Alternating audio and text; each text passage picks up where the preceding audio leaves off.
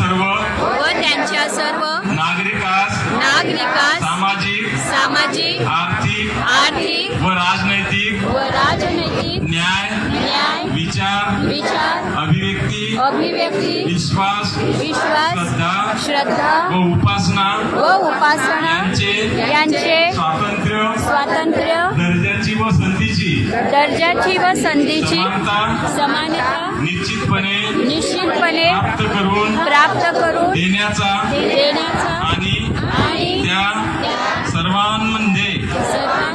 व्यक्तीची प्रतिष्ठा व राष्ट्राची एकता आणि एकात्मता यांचे आश्वासन देणारी बंधुता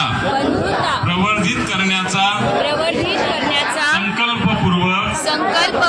निर्धार करून आमच्या संविधान सभेस